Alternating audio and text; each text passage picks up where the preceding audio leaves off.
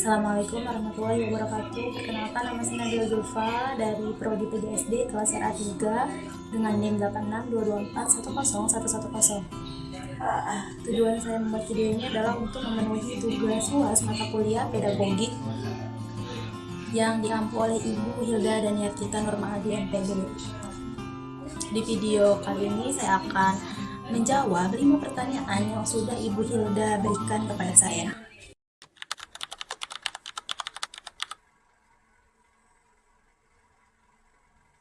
Perbandingan antara konsep pendidik transmitter of knowledge dan learning facilitator itu, jika konsep pendidik transmitter of knowledge ini, dalam konsep ini itu fokusnya pada transfer pengetahuan, di mana guru sebagai sumber pengetahuan utama dan murid itu sebagai penerima pengetahuan yang sudah diberikan kepada guru. Hanya itu saja, siswa hanya menerima pengetahuan, hanya menerima apa yang sudah diberikan guru.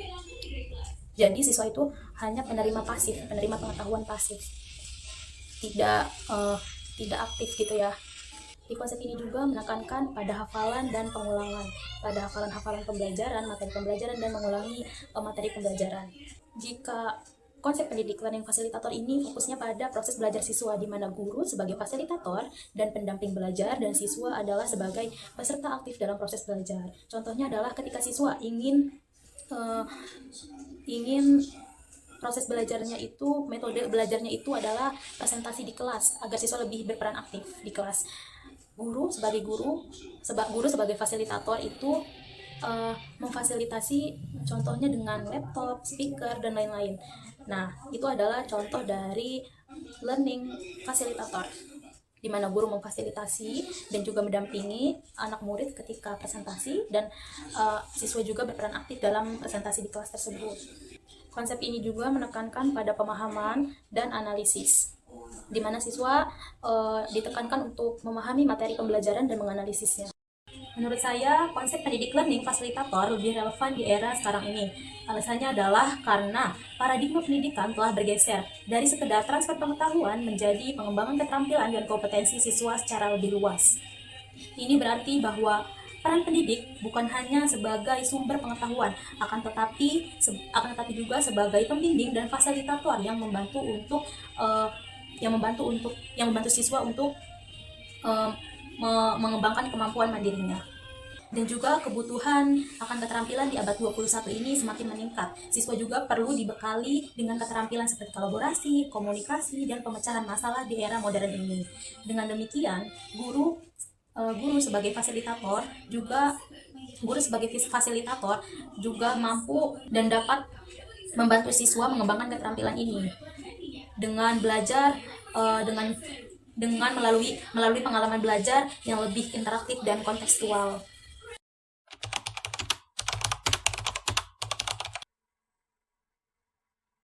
Salah satu fenomena yang paling mencolok di Indonesia, di mana lingkungan sekolah justru menjadi penghambat, adalah kasus perundungan atau bullying yang terjadi di sekolah berasrama atau sekolah kedinasan. Sebagai contoh nyata, bisa kita lihat bersama di SMA Taruna Nusantara Magelang, dan kasus kekerasan di Sekolah Tinggi Ilmu Pelayaran atau STIP di Jakarta. Faktor-faktor penyebab dari terjadinya kasus ini adalah diantaranya yang pertama yaitu adanya budaya senioritas yang terdistorsi, di mana adanya doktrin bahwa junior harus patuh tanpa syarat kepada seniornya. Alih-alih membimbing, senioritas malah digunakan untuk meluapkan ego dan kontrol para senior. Kedua yaitu adalah menormalisasi kekerasan. Seringkali tindakan fisik atau verbal dianggap sebagai bentuk pendisiplinan atau penguatan mental. Ini adalah miskonsepsi yang sangat besar, karena keteguhan mental tidak dibentuk atau tidak dibangun melalui trauma. Faktor yang terakhir adalah kurangnya pengawasan dan transparansi, di mana pihak institusi terkadang cenderung menutupi kasus demi menjaga reputasi atau nama baik sekolah, sehingga kasus kekerasan tidak pernah terputus. Akibat dari kasus bullying atau kekerasan ini, yang pertama yaitu trauma psikologis, di mana peserta didik kehilangan rasa percaya diri, kecemasan berlebih, depresi, hingga keinginan untuk bunuh diri. dan kehilangan motivasi belajar, di mana sekolah tidak lagi dipandang sebagai tempat mengeksplorasi potensi, melainkan tempat bertahan hidup. Sumber kasus STIP Jakarta yaitu dari berbagai sumber TV nasional, Kompas TV, Tempo 2024.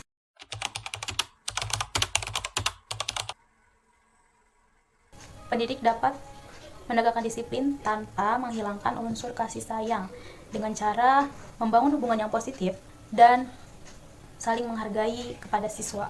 Ada beberapa cara, di antaranya yaitu yang pertama, pendidik perlu memahami bahwa disiplin bukan hanya tentang menghukum atau menakutkan siswa, akan tetapi yaitu membantu mereka untuk mengembangkan dan berperilaku positif.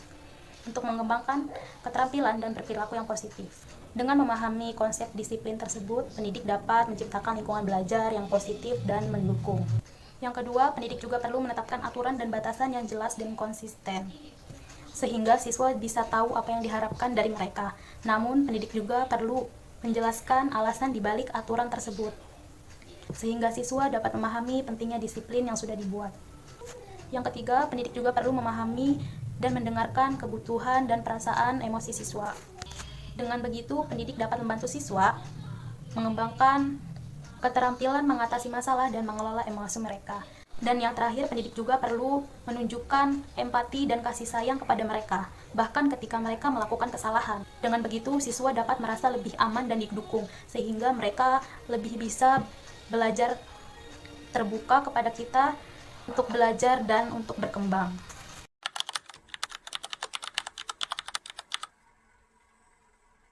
Menurut pandangan saya, paradigma pendidikan Islam dapat memberikan kontribusi yang signifikan terhadap pembentukan etika peserta didik di sekolah dasar. Karena pendidikan Islam menekankan pentingnya mengembangkan karakter yang baik, seperti keadilan, kejujuran, dan kasih sayang. Dengan memahami dan mengamalkan nilai-nilai Islam tersebut, peserta didik dapat membentuk etika yang baik dan menjadi pribadi yang lebih positif. Contoh penerapan paradigma pendidikan Islam dalam pembentukan etika peserta didik di sekolah yaitu dengan cara mengintegrasikan nilai-nilai Islam ke dalam kurikulum dan kegiatan di sekolah. Misalnya yaitu dengan cara sekolah mengajarkan tentang pentingnya kejujuran dan keadilan dalam berinteraksi kepada orang lain, serta memberikan contoh-contoh perilaku yang baik melalui kisah-kisah yang Islami. Contoh lainnya juga yaitu dengan cara menerapkan sholat berjamaah dan kegiatan keagamaan lainnya di sekolah, yang dapat membantu peserta didik mengembangkan rasa tanggung jawab dan disiplinnya.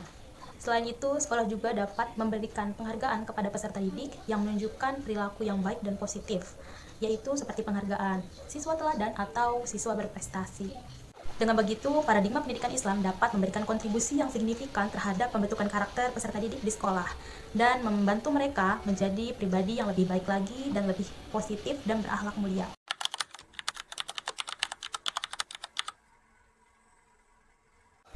Pandangan yang menganggap pendidikan hanya sebagai proses transfer pengetahuan sangatlah sempit dan tidak mencerminkan hakikat pendidikan yang sebenarnya.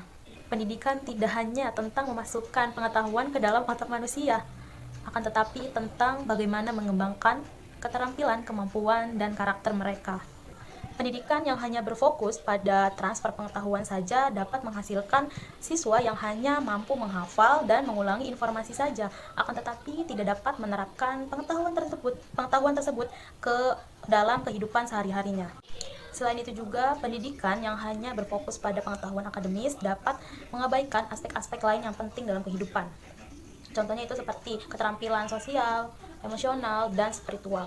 Pendidikan yang sebenarnya haruslah berfokus pada pengembangan potensi siswa secara holistik, termasuk kemampuan kognitif, afektif, dan psikomotorik. Pendidikan juga seharusnya membantu peserta didik untuk mengembangkan kemampuan berpikir kritis, kemampuan mereka untuk berpikir kritis, kreatif, dan analitis, serta membantu peserta didik untuk mengembangkan karakter yang baik seperti keadilan, kasih sayang, dan kejujuran. Mengenai pertanyaan, apakah pendidikan dapat mengubah hakikat manusia? Jawabannya adalah tidak sepenuhnya. Pendidikan dapat mempengaruhi dan membentuk sikap, perilaku, dan kemampuan seseorang, akan tetapi tidak dapat mengubah hakikat dasar manusia. Karena hakikat manusia adalah kompleks dan multifaset dan dapat dipengaruhi oleh banyak faktor, termasuk genetik, faktor pengalaman, dan lingkungan. Pendidikan dapat membantu seseorang untuk mengembangkan potensi yang ada dalam dirinya, akan tetapi tidak dapat mengubah sifat dasar manusia. Misalnya, pendidikan dapat membantu seseorang menjadi lebih sabar dan lebih peduli, akan tetapi pendidikan tidak dapat mengubah seseorang yang memiliki kecenderungan agresif menjadi seseorang yang lebih sabar dan lebih tenang. Baiklah, mungkin hanya itu yang dapat saya jawab. Kurang lebihnya saya mohon maaf. Wassalamualaikum warahmatullahi wabarakatuh.